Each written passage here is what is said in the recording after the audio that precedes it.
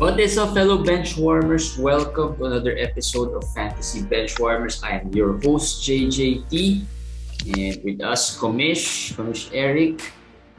Yes. Another episode of Draft Primer, siguro. Para eksakto, it's tomorrow. By the time we release this, it's the first day of the preseason. Okay, mamaya. Yeah. Mamaya actually, mga 3:30 yata. Brooklyn versus LA. Which is maganda rin mapanood even without the stars. Kasi yung stars, alam naman natin will play. But I will not play. But we'll see kung sino yung mga mag-shine sa preseason. I caution them from trying to put too much into this game. Kasi like hindi lang stars ang wala eh.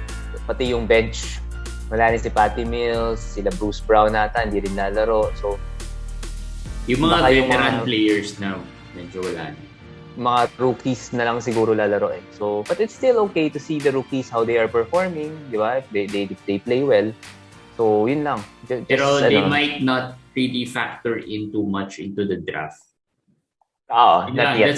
I guess that's the caution that we want to put out. That whatever you see in the preseason doesn't mean that they can translate to being able to draft them already kaagad dun sa draft. Well, unless you're in a very deep league, siguro.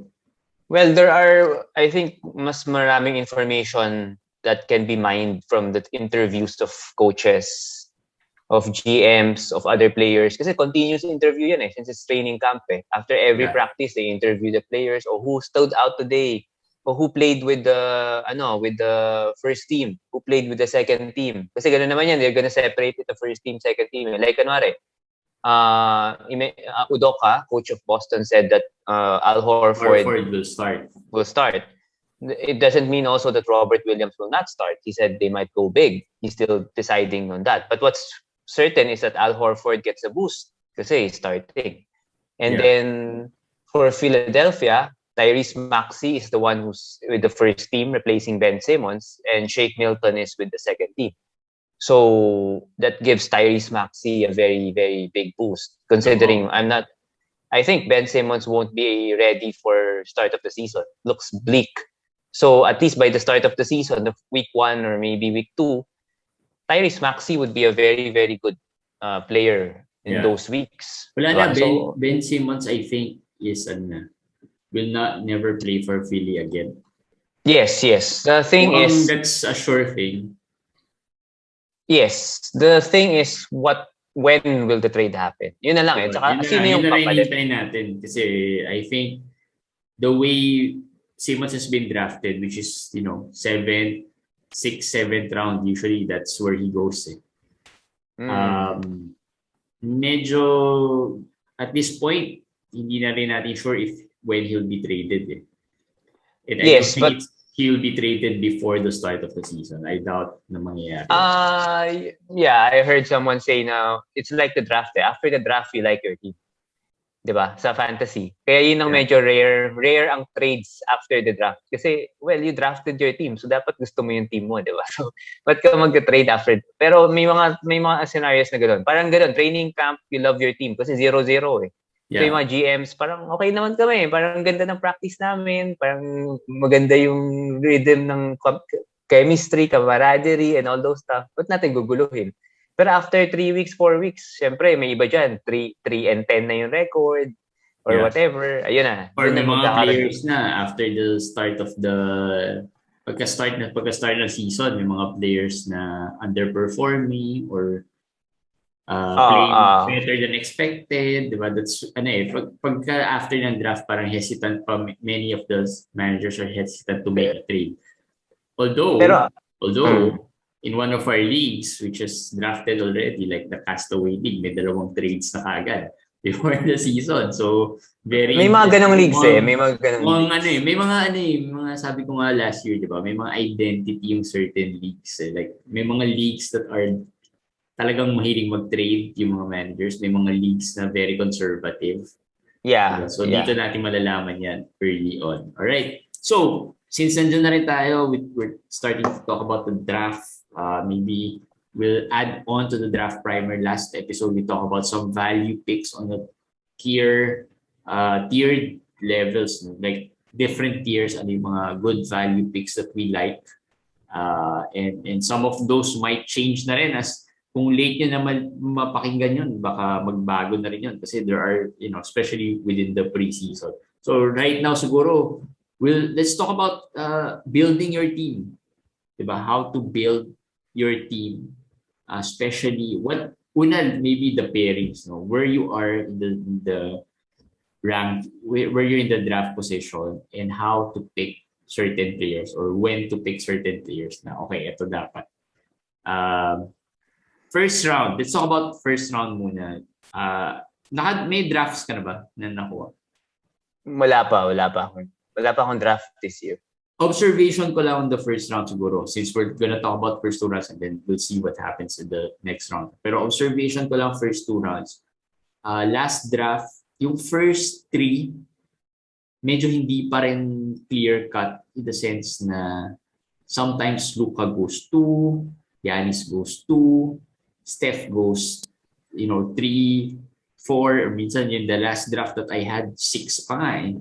Ang layo na rin. So except for Jokic, which is interestingly hindi rin yung last draft ko parang kaya lang niya na-pick Jokic kasi auto draft siya eh. Except for Jokic, 2 to 5, 6, 7, medyo unclear pa rin where do you go with. So who do you really value dun sa mga picks nila? Is it really number 2 clear cut?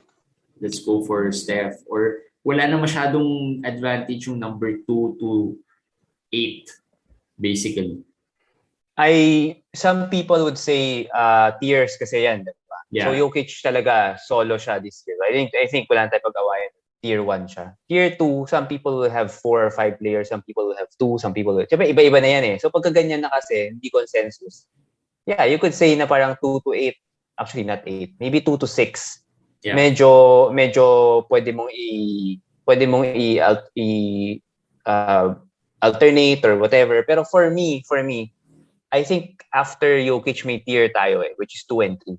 I understand the Luka fans and the Luka drafters. The Giannis picks. Kasi may mga 2 and 3 rin na Giannis yan. Giannis, I understand. Actually, sige, wag 2, 3, 4.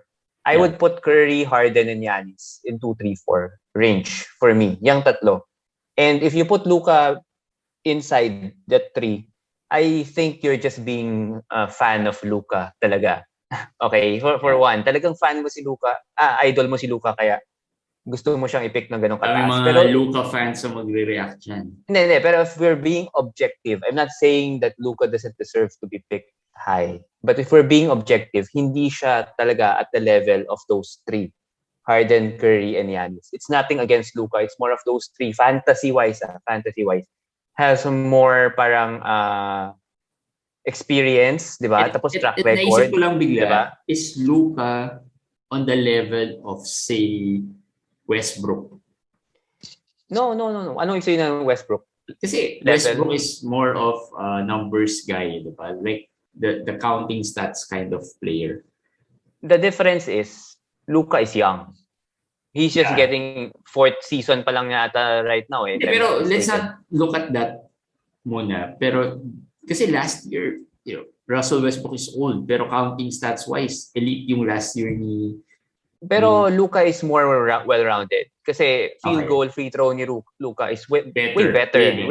And yung 3-pointers niya is way better also. Kaya ako na natanong yun kasi syempre Luka is a triple-double machine din. Like Pero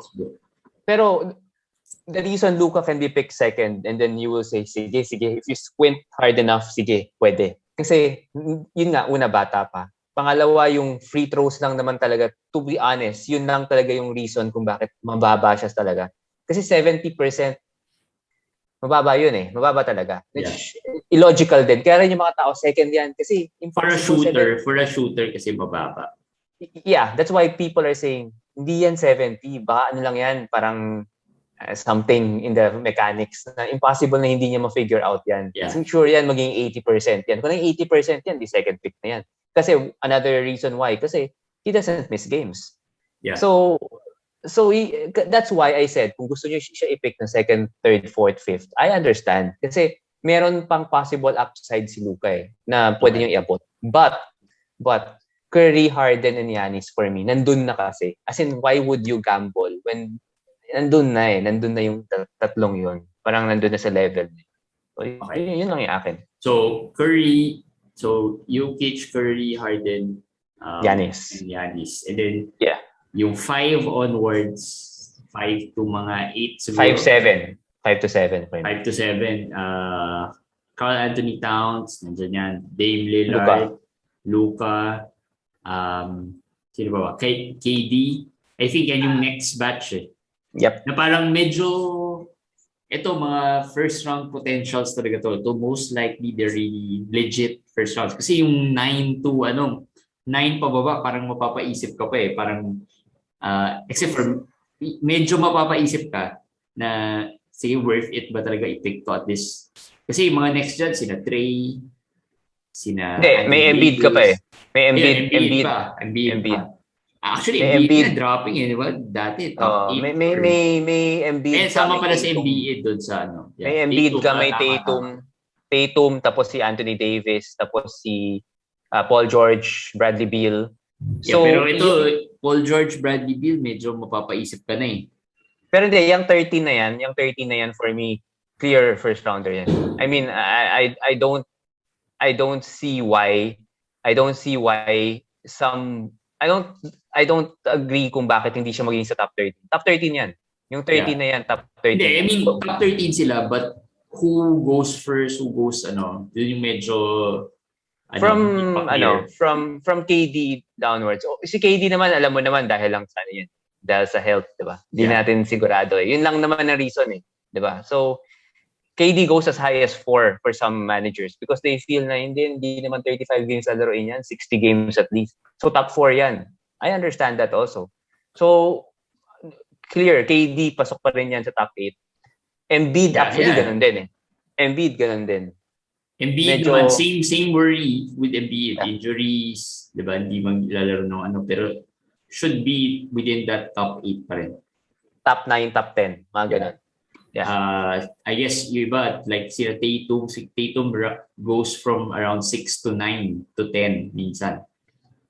Yan ang nilalaro ni Tatum sa draft di ba? And then same with Karl Anthony Towns.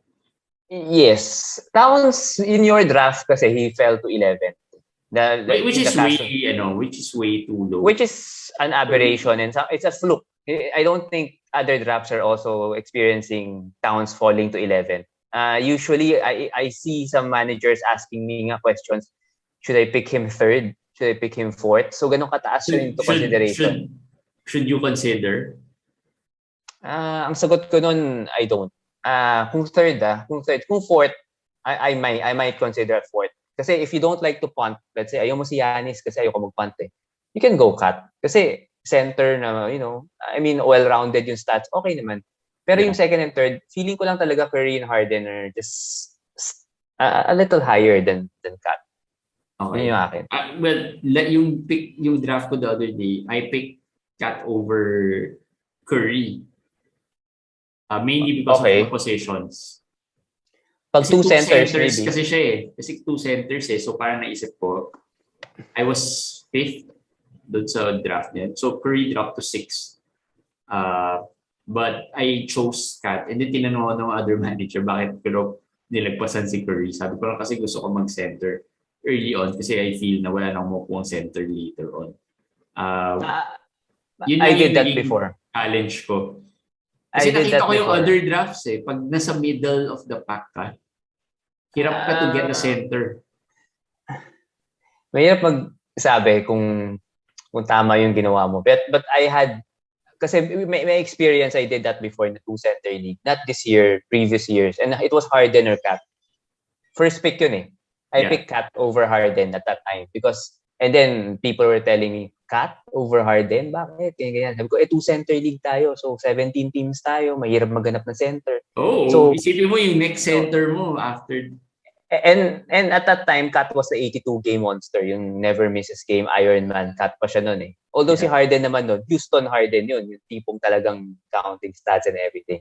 Pero after a while, I realized, I should have went with Harden. Pero ngayon kasi, I would not say na mali ka. Kasi Curry now is not naman yung Harden before. Na tipong talagang grabe yung stats na 40 points, 12 rebounds, 13 assists. Hindi ganoon naman si Curry. Hindi man triple-double machine si Curry eh. So okay lang. I guess that's okay. nice. So, yun na. And then, so yung top 8, top 9, we're medyo sure clear cut na there. Beal is still first round in a 14 team for you. For me, yes. I don't know even if with other the vaccination issues, still first round. And then still Paul George is still there first round. Of course. I guess they round out the first round. They're 12 and 13. If you're in the 14-team league, sa 14 talaga magkakaiba for me. Maraming possible sa 14. Oh, yeah. So 14 would be ang magiging challenge. Si AD is 11, top 10? Yeah. Top 11, top 12, mga ganun. Okay, so nandun si AD. Is there concern about AD?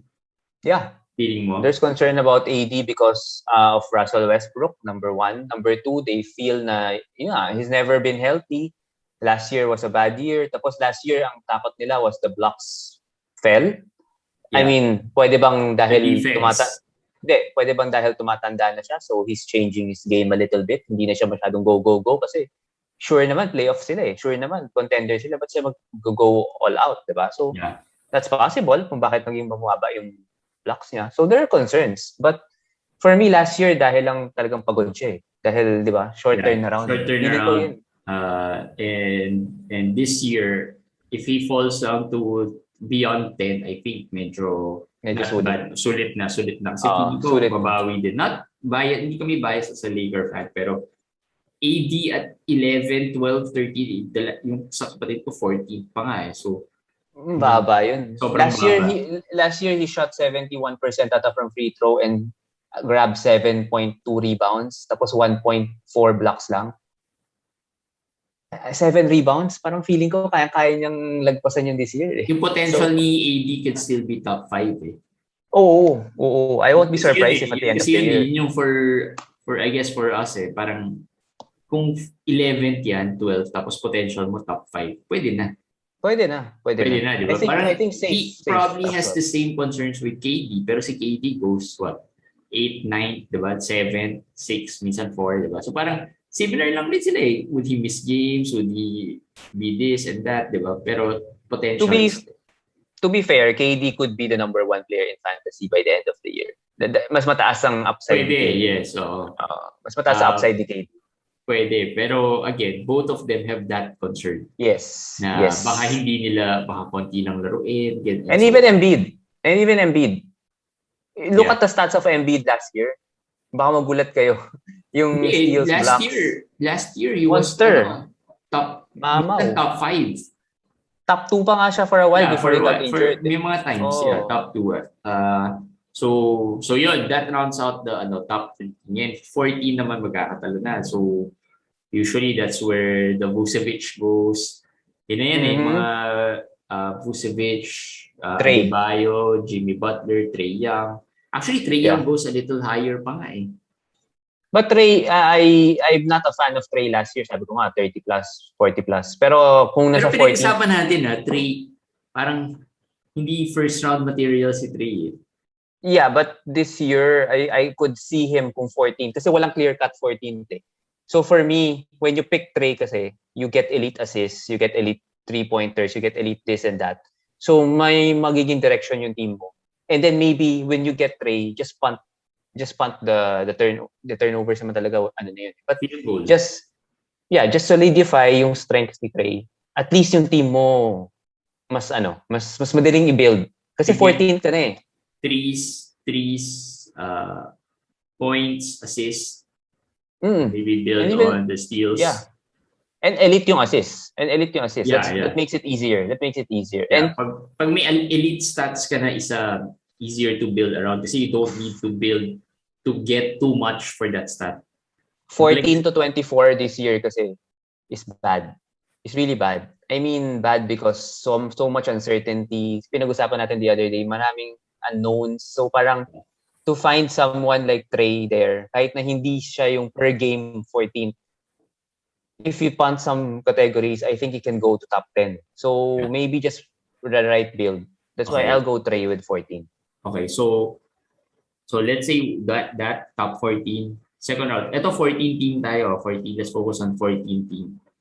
Second round, if you pick, let's say, syempre, Trey ka na, pabalik na. You go with a big na? With Trey naman, I think you can go with the big. You can go with Vooch, but Vooch kasi, I'm okay with Vooch and Butler, but I like to pair Trey, let's say, with a Fred VanVleet. Parang ganon.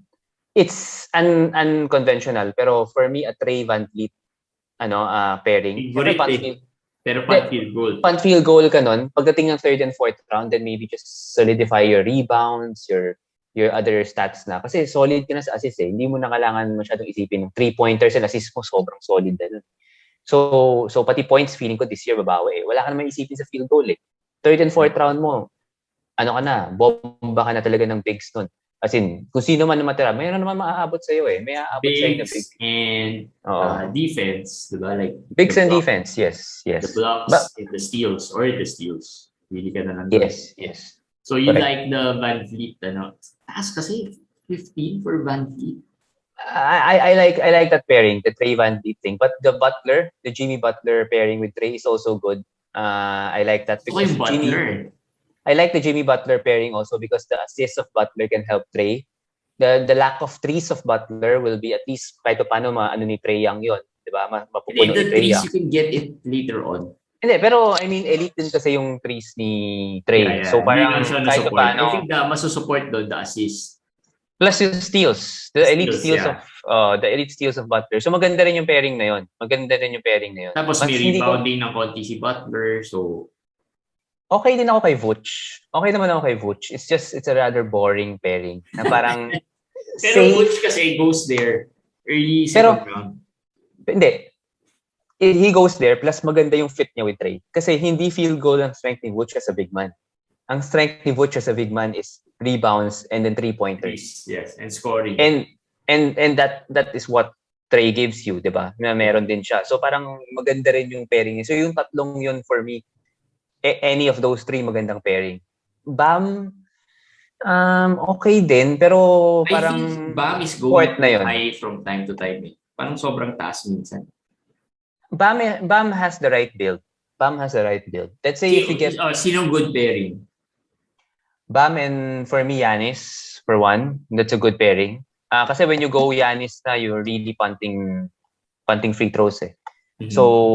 So for me, yung steals blocks ni Bam and the steals blocks of Giannis, ang gandang pairing nun. Plus the rebounds and everything, ang ganda nun. Ang gandang pang andun. Dalawang solid centers ka na doon na may steals at blocks So yun, magandang start na yun. Okay. So yun, Bam, si Giannis lang ang medyo good pairing. For a guard, let's say you went with a guard. Okay naman. Pero yung mga guards kasi, let's say, yun nga, yung Curry Harden, let's say, if we're gonna pair Curry Harden, nandun na naman ako sa mga guards na gusto kong i-pair sa kanya. Mga Tatum. Si Tatum naman, I've gotten this question, ano daw yung magandang i-pair kay Tatum? Ang sabi ko, ano daw ipapunt nila? Sabi ko, wala kasing punt talaga si Tatum eh. I mean, saan di ba kailangan mag-punt lagi? Hindi kailangan mag-punt lagi, pero kasi yun ang nauuso ngayon eh. I guess because, syempre, it's easier kasi. Feeling ko easier. Plus fantasy managers also listen to podcasts na rin. Marami na rin yung mga nag-ano. So parang maraming sabi about punting. So they feel na parang to punt. And yun eh, tama ka. Yun na sinabi ko. You don't have to punt right away. With Tatum, tingnan mo who's the best available sa second round. Kasi with Tatum, anybody can pair well with him. Yun naman yung advantage ng mga players like that. Yeah. Like sina Tatum, sina Paul George, Durant, 'di ba? Sina Jokic, Harden. Yan yung mga players na wala talagang specific. Halos lahat medyo kaya nilang gawin eh. Very efficient. Yes. Although Jokic medyo punt blocks ang build ni Jokic, which I did last year. The defense. Wala masyado. Pero blocks kasi I mean, hindi, si Jokic punt blocks talaga. Yun ang ginawa ko last year in all my Jokic. Hindi ko na talaga hinabol yung blocks. So it worked. And maganda, yung isang league ko na talagang feeling kong... Ito lang kasi for me, yung blocks. Blocks and steals kasi are parang sabi nga natin minsan chamba stats, di ba? Parang ang hirap rin to build around someone who can block and So I guess depende na rin who would be... ang maganda kasi kina Jokic, they're sobrang elite niya in the stats that malakas talaga siya. Anything there pwede mong gamitin na. And then supplement it with a few good block players, steals players, para hindi ka na makulilat. Kasi kaya mo lumaban sa steals and blocks eh. I mean, hindi siya ganun kahirap. It depends. In certain weeks, pwede ka makachamp pa. Yeah. In steals, definitely. In steals, it's hard to punt steals because steals is everywhere. Yeah. I mean, anybody can just get one steal bigla, in certain blocks, mas mahirap. Yeah, so for me, yung blocks talaga, I disregard it. And that's why my second round pairing for Jokic talaga is Sabonis. And if somehow, although medyo mahirap yun, kung 14 team, nababalik sa'yo si Sabonis at 28, medyo mababa yun. But let's say, I mean, it can happen kasi hindi naman sobrang taas din ang ADP ni Sabonis. Magandang pairing yun. Yun ang magandang pairing for me. Rebounds, assists, points. Kasi Sabonis is a great passer for a big.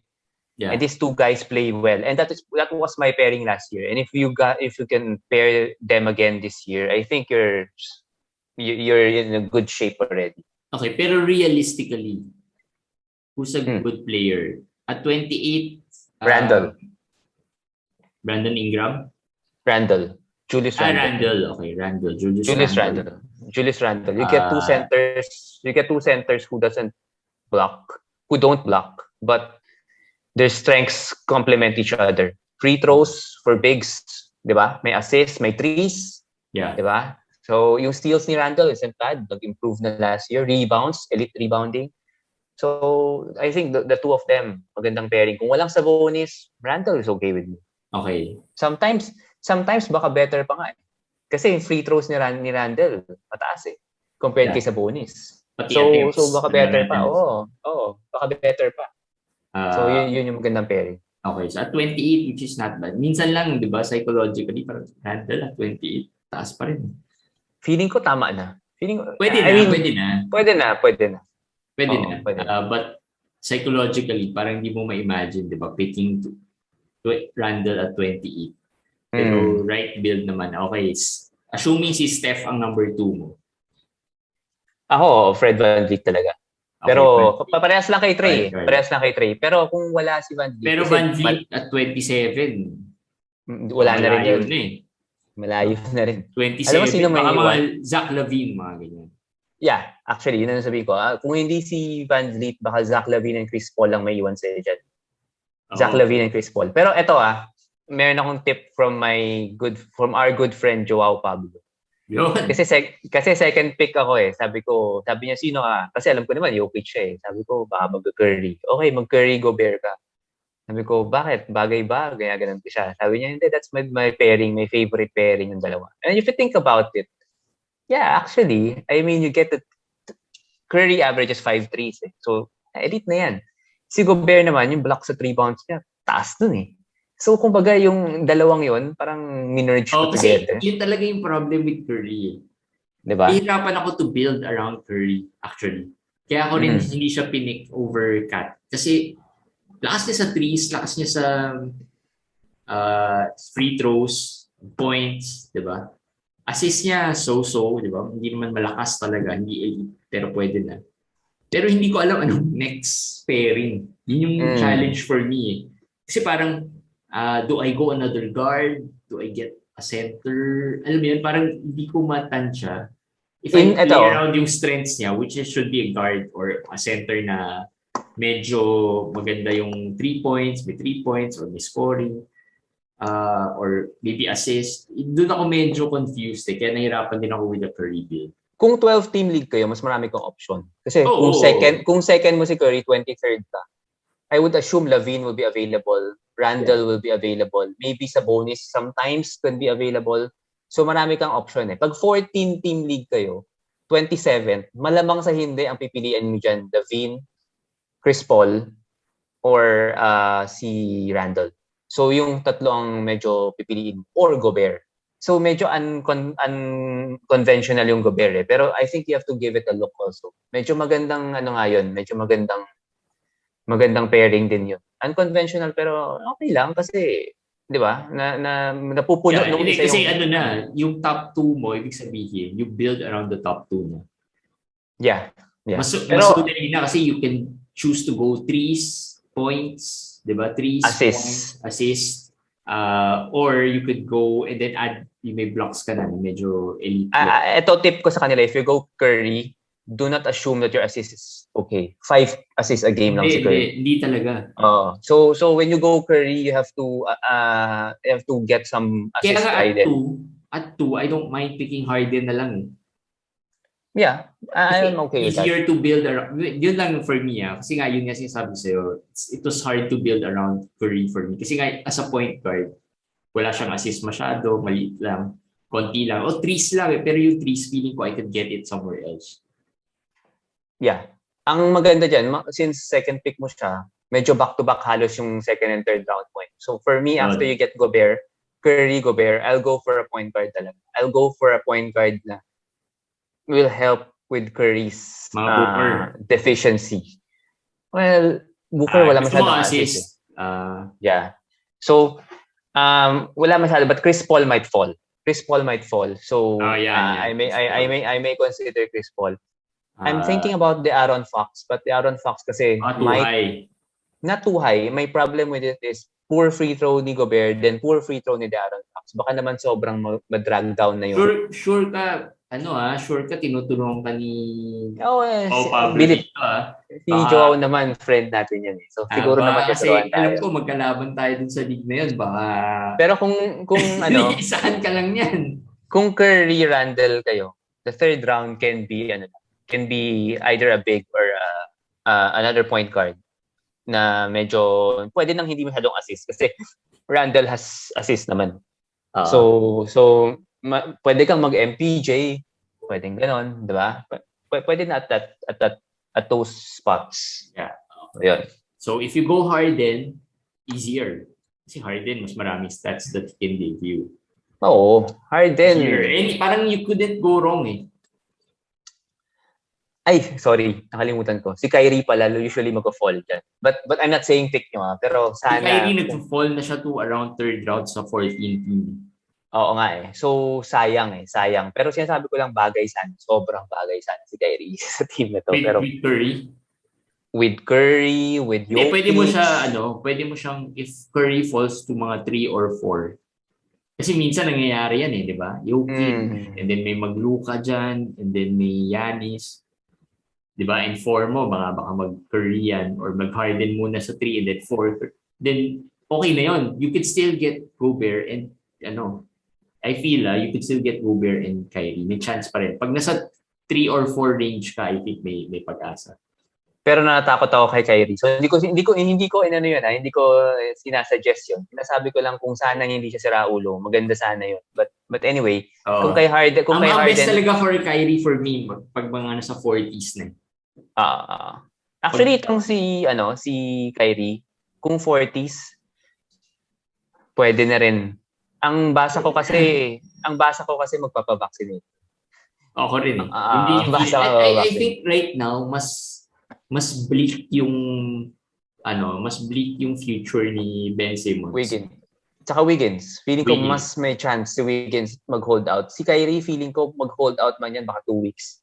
Alam mo yun, yung parang just to prove a point na parang fine. But I'll skip 2 weeks, whatever. Tapos I'll be back.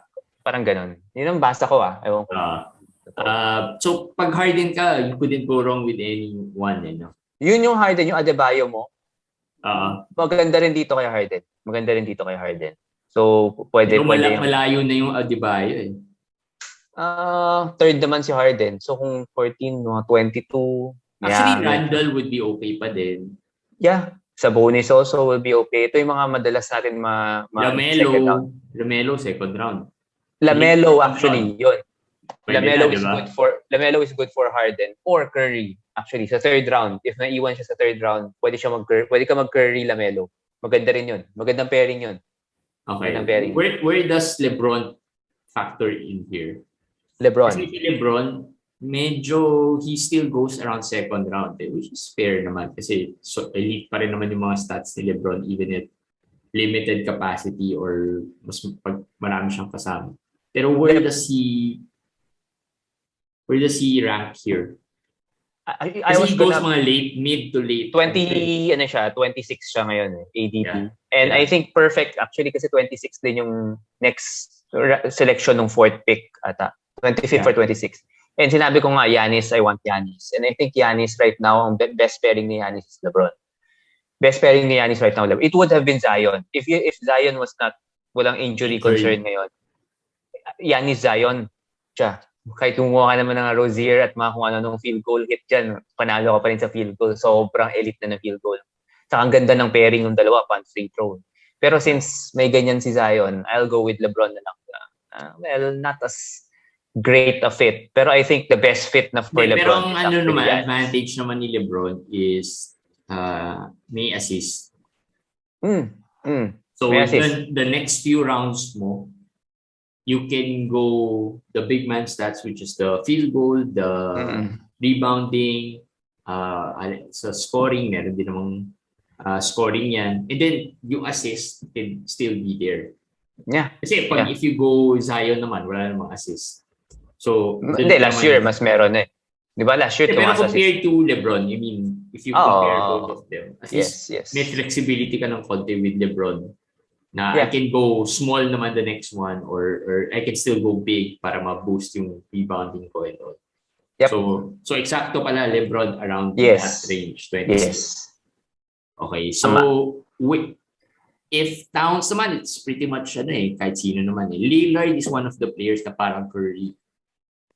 Lillard is hard to build around, to be honest. Pero you can win with Lillard. I had last year dalawa lang ang first round picks ko Lillard and Jokic. So Lillard kaya manalo kay Lillard. Pero Lillard for me punt mo na talaga yung one of the two categories na mahina siya, which is field goal and blocks. Kasi for me masyadong wala siyang maibigay dun sa mga categories na yun. So I think you should already just disregard it and just go with anong strength ni Lillard, which is like Trey actually, pero mas elite kasi si Lillard in the sense na better percentages siya than Trey. I mean kahit na he shoots 45% pero hindi siya kalat lagi. Yung tulad ni Trey minsan kalat Pero if you look at the stats, he's not too far off from Steph. Yes, pero hindi siya as consistent kasi may CJ McCollum minsan. Hindi lang siya, pero yung stats niya, averages niya, it's not too far off from Steph. Yes. In the sense na he has better assist, he has scoring halos close, rebounding halos close, 1 rebound lang difference. Threes, ganun din, medyo close lang din. Yun doon lang talaga field goal and yung assist lamang si Lillard. Ibibigay ko yung mga names na feeling ko bagay kay Lillard. Pero syempre hindi lahat yung parang realistic makuha. Let's say, sabi ko Vucevic. I know 14, may kukuha siya sa 14. Just in case mag-drop siya. Vucevic is perfect for Lillard. I did that last year. Vucevic or Van Vliet, syempre, kasi pareha sila ng mga weakness. Tapos, syempre, if somehow maraming galit kay Trey at hindi rin makuha si Trey, okay din yan. Pero yung mga more realistic, Randall, again, kasi, again, we're punting blocks. I think we're gonna go there na in that direction. So Randall, and this year, baka Lamelo, in a way. Baka magandang pairing din Lamelo this year with Lillard. Yan. Lamelo, titignan ko sino pa yung mga pwede pa Wala na rin Hindi ko kukunin si Adebayo with Lillard. Hindi ko kukunin sino pa ba? Si Gobert, bakit hindi ako mag-Lillard Gobert? Pwede ka mag-Lillard Gobert, pero ang difference ng kay Curry Gobert versus Lillard Gobert is that Lillard stats like 3-pointers, ganyan, hindi yung outstanding, outrageously high. Like hindi Curry. consistently high. Hindi. Pati average niya. Like yung kay Curry kasi yung 5 point something, that's talagang outlier yun. Taas nun eh. Ang taas talaga nun. So, 5.3. Oo, kaya kahit i-Gobert mo siya doon, sige. Tsaka yung free throw ni Curry, mas mataas ka than mas maraming attempts. Mas maraming attempts, yes. Yung pero hindi rin if you look at here the stats, 7 attempts din si Lillard eh. Pero si Curry kasi mas alam ko mas mataas ang free throw percentage ni Curry, if I'm not mistaken. Hindi, close lang rin, pero mas mataas si Lillard actually. So hindi. Pero not a big difference yun eh. Yes. One shot lang yun eh. Parang hindi ganun kalaking impact. Tsaka yung points, kasi Gobert doesn't shoot a lot, score a lot. So yeah, maganda doon sa Gobert Curry kasi si Curry shoots 48%. Yun. Isa pa yun. Hindi masyadong Gobert shoots around 60. So hindi ka elite pa rin yung field goal mo doon. So pag nag-Gobert ka kasi and then you partner with Lillard, parang yung field goal mo, confused na siya. Hindi ka, malilito ka na rin kasi hindi mo alam kung yung mga succeeding mo, you'll be confused. Kasi parang, yung free throw ba, yung field goal ba, ipapunt ko na to? Or hindi, kasi may Gobert ako eh. Oo nga. Naman, di ba? So parang mako-confuse ka ngayon sa draft mo kung do I preserve yung field goal ko or hindi. So parang, yun lang yung medyo confusing. Although it doesn't mean na hindi siya pwede, pero mas challenging lang. Plus yung 30 points a game ni Curry, 30 plus points a game. Mas mabubuhat niya yung 15 or 16 ni Gobert or whatever. Yeah. Na mababang scoring ni Gobert. So, yun. So, baka marami na mag-Curry, Gobert dyan. Si pa lang natin nababanggit yung kay Harden o kay Curry, pwede rin si Donovan Mitchell actually. Yung teammate ni Gobert. Yun, mas realistic yun. Kasi 27-28, sure ako nandun yun. So, yun, mas realistic yun. So, if in case wala na yung mga sinabi namin, Donovan na lang nandun. Pero ito lang kasi ako, hindi ko pa na-experience. Very challenging talaga yung center position. Yeah, but if you plan it right, okay pa rin. Don't go 3 rounds without it. Siguro, by the 5th round, dapat center ka na. May center ka na at least isa. Tapos sa 5 rounds, may 2 ka. Medyo okay na yan. Kasi may mga centers naman at lower rounds pa naman. So may 2, pag in 5 rounds, may 2 center ka. Feeling ko solid naman yung center na nakuha mo in those 5 rounds. Yeah, doon sa third round, you could, maraming centers actually. Marami, oo. Medyo si Ayton, Gobert, minsan falls to the third. Christian Wood, Holmes, Turner, Miles Turner, and Porzingis, maybe pwede pa lang pumasok sa third. Or John Collins, minsan sneaks in the third. Or Capella. Actually, third and fourth round dun, marami talaga. Maraming centers. Ang magiging problem mo lang if everyone reached. I don't think naman sa second round pa lang mag-reach na sila. Feeling ko third meron pa yan. Hindi na mauubos. Kumbaga, hindi mauubos. Hindi mauubos. So, hindi mauubos. Alright, so, sino pa ba mga i-prepare natin? Yung sunod, si KD na eh. KD, yes. Si KD na, pag si KD, parehas na for me than Paul George nga. Na parang feeling ko any or Tatum. Tatum is basically a lighter version of KD. Parang KD light. So parang best available for me yan. Dapat best available talaga. Anyone, no? Pwede. Wag siguro yung mga poor free throw shooters. Siguro wag yun. Wag naman yung totally wag yung sila sa bonus. Oo. Pwede maganda dyan mga Lavine, Michael Porter. Porter is too high. Porter is too early. 5 to early second round. At mga 24. Yeah, I like Porter, guys, I like Porter, pero feeling ko dapat nasa 30s si Porter. Maybe a little too high yung 20s. Ay, unvaccinated din pala si Porter. Unvaccinated din, and just too high. I just feel na he doesn't play center, he doesn't play point guard to be 20s. Mahirap tanggapin Mahirap. For me, 30s siguro dapat. Chris Paul. Where does Chris Paul land? What's a good... Third round. Third round. So wala pa. Third round. Sino papasok sa second round na sa third round? So we have, kanina pinag-usapan na natin si Randall, who is currently ranked 31. Yeah, for me, second round. Third round na yan, so move up. Si Gobert is 30, so that's second move round up. rin. Yes. Ayton? Hindi. For me, third round for me si Ayton. But okay. he can Donovan, yes. Si Ayton, he can cling to the 28, 29 siguro. Yun. Okay. Mid, pwede na. Yeah. So si Mitchell sa'yo papasok in the second round? Latter. At saka with the right pairing. Si Shea pala is 28 na. Yun, sasabihin ko si Shea. Si Shea is a clear-cut second rounder. This year. Okay. So good, ano na yun. Si Shea naman, easier to pair din naman si Shea kasi medyo across the board stats din si Shea. Shea pairs with Jokic, Shea pairs with Curry, Shea pairs with Harden, Shea pairs with them very well because yun nga, sabi mo across the board stats naman siya. Yeah. So maganda. 5 rebounds, 5 assists siya last year. Yeah. So, maybe not Curry, but maybe Harden and Jokic. Okay si Shea. Si Zion drops kasi 27 siya ngayon. I drop Zion. Sorry. Drop si Zion. So yun, Middleton, wala. Third round talaga mga Third round. Middleton, third round. Yes. Okay, so si Durant and Tatum best available na lang. Embiid with Adebayo. Embiid can be with Adebayo also.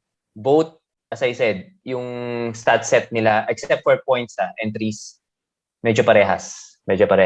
So maganda yan, magandang pairing yan. Embiid and Butler also, magandang pairing din yan actually. Magandang kung umabot pa, Butler kasi. Kung umabot, yes. Butler kasi I think talagang hindi naabot ng 20 minsan si Butler. Sabonis is also good for Embiid. Yeah. It's also good pairing for Embiid, yes. Anthony Davis. Another big also. Ito. Number one ko again with Anthony Davis, Butler. But I don't know. But well, if Butler kasi parang pairs well with everyone. If Davis falls to 14, you can get Butler in 15, di ba? That happens. So I think realistic naman yun. Nangyari yan well, hindi namin pinik Butler. We did Davis and Vucevic. Yan. Yeah, I was gonna say, Vucevic also, magandang pairing din. 14-15 pick. Yes. Para solve kami sa centers and then we worry about the other positions. Yes. But Davis, Vucevic, Butler, so okay din sa akin yan. Davis and actually, if Bradley Beal falls to the second round, I'll gladly take Bradley Beal with any of these guys. With any of the guys we just talked about. Bradley Beal and Paul George. Bradley Beal muna tayo. Bradley Beal, better pairing with a big or... I'll go with the point guard first. Go with the point guard first. Yes. So ano yan?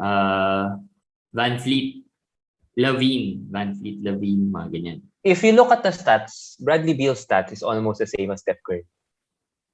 4 points. 4 point something assists si Bradley Beal last year. That's with Westbrook. Without Westbrook, I think easily 5 assists yan. So it will be basically like Steph Curry. Diba? Yeah, that's why pretty much, yes. Except the threes. Yes. Threes, yun lang naman. The points are close, diba? And he's unvaccinated. So yun. Yun lang. Kaya siya nagda-drop eh. Even the steals and the turnovers, halos close sila. Kaya for me, if you get Bradley Beal, everybody we said with Steph Curry is the same with Bradley Beal. Kung sino yung... Kaya gusto ko rin magkaroon ka ng point guard after Beal. Para kasi yung assist ni Bill, pseudo good eh. Parang hindi 8 or 9 eh. Mga 5 tumaas eh, no? Lalo pa tumaas. Pag may point guard ka, at least, kahit paano solidify mo na yun. Yung tapos mag-big ka. So yun yung pwedeng pairing with Bradley Beal. And Paul George, best available. Kasi dun mo na, after makuha yung best available, siguro dun ka na mag-plot ng next picks mo. Let's say the best available is Van Vliet, kanwari lang. Hindi next picks mo talagang go big ka na talaga. 'Di ba? Parang ganun. Actually, ganun yung medyo easier talaga if hindi siya ganun kahirap unlike before.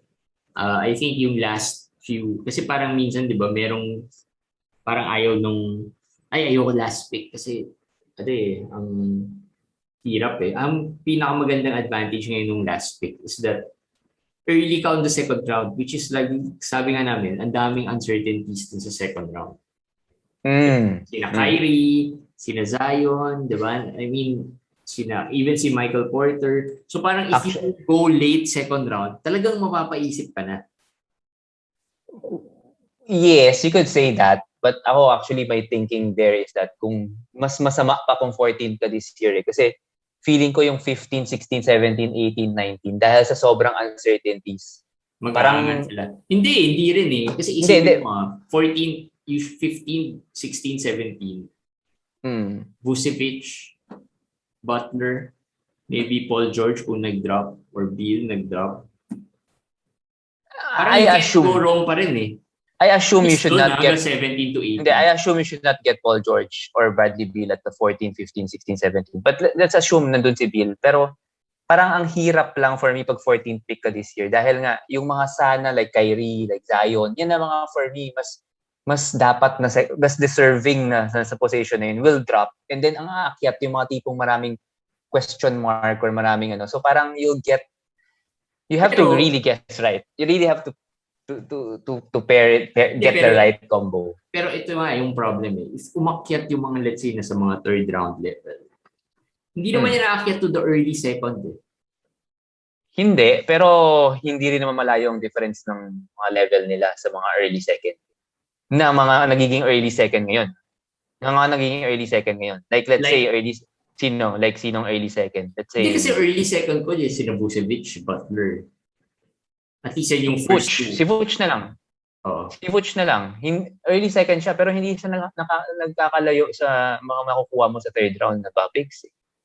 So, let's say Sabonis falls to 19th or 18th or 20 or even Randall. Hindi.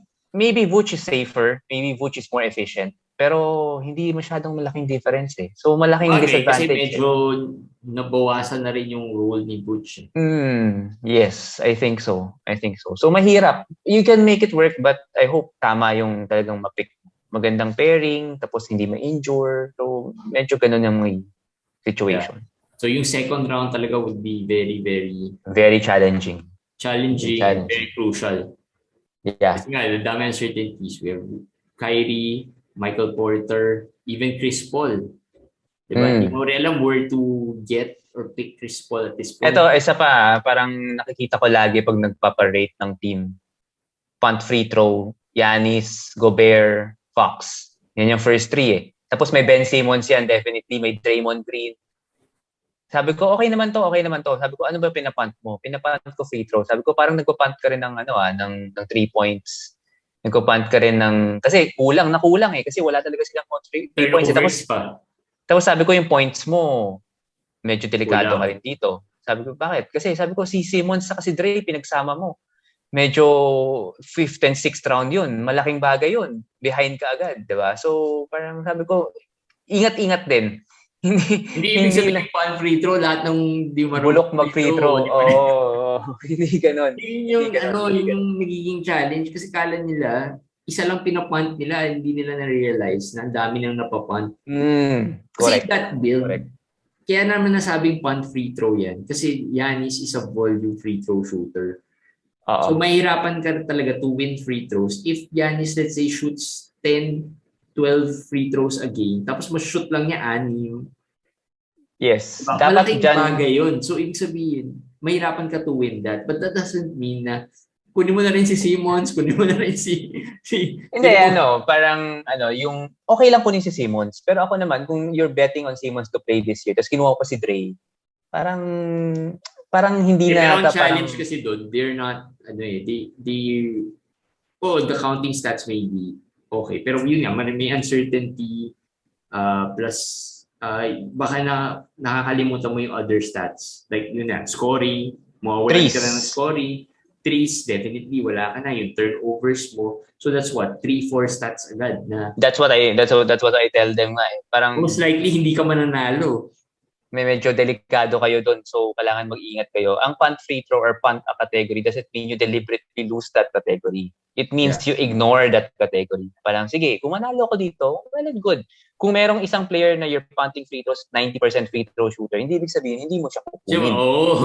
Oo, hindi ibig sabihin, kung siya yung best available doon, hindi mo sabihin, hindi mo siya kukunin. What if you need points and threes? Tapos siya yung best points and threes guy there. So, kukunin mo pa rin siya kasi you need those categories. Doesn't mean sabihin, nasayang yung 90% nito na free throw nagkukwanta pa. Pero yung stats na kailangan mo, yung dalawang other stats na mahina ka, points and threes, meron siya So, doesn't matter if 90% siya.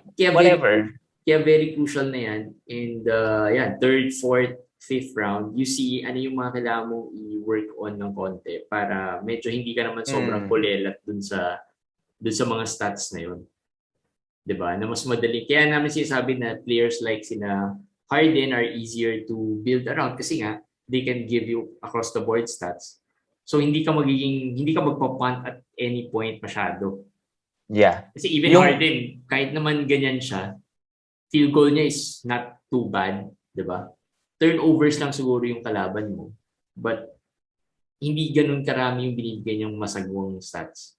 So easier to build around. Unlike a player like Although to be clear lang din, when you punt a category, usually may isang category na accident or talagang connected dun sa category na yun. Napapunt mo rin. Napapunt mo rin talaga So minsan dalawang category talaga yung napapunt mo. Which is normal. Ibig sabihin, but that be careful. Na hindi ka nakukuha ng any player who, let's say, free throws and threes. Baka hindi ka nakukuha ng player na merong threes. Later on, you can still add more players na kahit paano would give you some fighting chance on that category. And be careful na yung 7 natitira mong categories. Just make sure na, talagang tama yung build ng 7 categories. Kasi it works. I've seen a person punt 4 categories nga. Just really go strong. Nag-work. Nanalo. But that's high level stuff. Alam mo yun, yung parang you should know what you're doing. Mag-punt ng ganun kadami. Oo. You should know what you're doing. You should know sobrang elite mo dapat in 5 categories to win a league. Maganda to kasi last year we did not really recommend punting because of the uncertainties of missed games and everything. Yeah. So this year medyo nauuso siya ulit because siguro mas normal season na. So it's up to you whether you're a punter or not a punter. Kasi there are players like Giannis na parang mas napapansin na rin na pag Giannis ako punt ganito alam mo yun, marami na rin ganung usap-usapan lagi na pag Giannis ako punt debate na sure. Yes. Diba? Pero debate yan is should you punt or can you win without punting? May debate yan may mga experts na anti-punting like Dan Vespris. May mga super punters naman like the ball boys, everything. Parang merong ganun like si Josh Lloyd din ganito mag-punt ganito. I think up to you. I think you can win with either both. Ang maganda dyan is just to build your team with a clear direction and vision. Ito yung team ko. Pag gusto mo balanced team, you can win with a balanced team. Yeah. And another tip na lang is that you should also know what your opponents are doing in the league. Kasi kung nag-punt free throw yung dalawa, 3 kayo nag-punt free throw. Magagawan kayo tapos kaya very important sa drafting talaga is flexibility. Hindi ka set na ito yung first pick ko dapat. Fourth ako, fifth ako. Ano to? Dapat meron kang 2-3 options diyan. Yes. Na pag nakuha to, it's sa akin. 'Di ba? And then if nangyari, nakita mo na nakuha kagad si ganito, kunyari ang inaay mo sa fifth let's say si Luka, tapos nakuha agad, dapat next option ka. Pag pinik mo next option mo, titingin ka na kaagad dun sa second rounder, sino yung mga pwede dito. Tapos pipili ka na ulit ng mga 4 or 5 players doon na that would complement your build. Na medyo sa tingin mo, pwede. And then if may nag-drop, then maybe you can pick that. So, a little more flexibility na... And yun nga, be aware of what other managers are doing. Be aware din. Silipin mo. Ba't ka kaya pinik yun? Tapos sisilipin mo. Problema yan kasi kung nag-Giannis at Luka, marami nagsasabi, punt free throw na kami. 2 na kayo. Di nag-uunahan na kayo dyan na parang, sige, lahat ng mga feeling mo, okay to, pag 1-3 to, siya rin. So, paano pag nauna siya, or malayo kayo tapos una siya, di lahat na nakuha mo, nakukuha na rin niya. So, kailangan alam mo rin yun. Pero if you're just decided na, hindi, wala akong pakialam kung mag-punt free throw siya. Gusto ko mag-punt free throw eh. So, kung gano'n... Maraming mangyayari dyan, in the middle of the draft, you will change your mind. Pwede. Kasi, hindi, don't be close to the idea na, nakuha ko Luka, first pick, punt free throw ko. Pero pag nakita mo in the middle, teka, second round, pwede ko pa pala makuha si ganitong player. Maybe I should build around these two players, diba? So, kunyari, nag-drop yung certain players, like sina Vucevic or sina Butler, medyo nag-drop. Then, I can decide na, teka, baka hindi na ako magpapunt ng free throw. Baka kaya ko i-build yung free throw a little better to complement yung other second player ko. Kasi baka isipin mo, sige, punt free throws sa bonus. Paano pag nakuha niya sa bonus agad? Pero yun na sa Van Fleet, for example, nag-drop. Di ba? Mapapaisip ka na nun eh. Diba? Tama. So you have to be a little more flexible. And then, after the second round, marami pa pwede mangyari, third, fourth, fifth. Baka yung mga plano mo masira. So you have to be a little more flexible as you go along with the draft. Diba? Yep. Yun. So we talked about some combos that you could use. And maybe, so next week, I'm sure, this coming week for sure, it will be a draft frenzy for a lot of managers. Yeah. Like sa FBW leagues. Halos araw-araw meron starting the October 5th. Hanggang na yan, October 14. Merong drafts in most of our leagues. So medyo na yan, tuloy-tuloy na yan. And I'm sure eksakto lang tong episode as we talked about the pairings that you can build your team around. Siguro later, we can talk more about yung mga later on builds na pwede nyo go as part of our draft primer as we move on to the other episode. Alright, that's it for this episode and we hope nakatulong to. We have follow nyo kami sa Instagram kasi sometimes we'll ask you guys to ask us questions and try namin sagutin some of the questions there as well sa Instagram stories and the Facebook stories. Alright, so that's it for this episode. We'll see you again on the next one. Good luck sa mga drafts.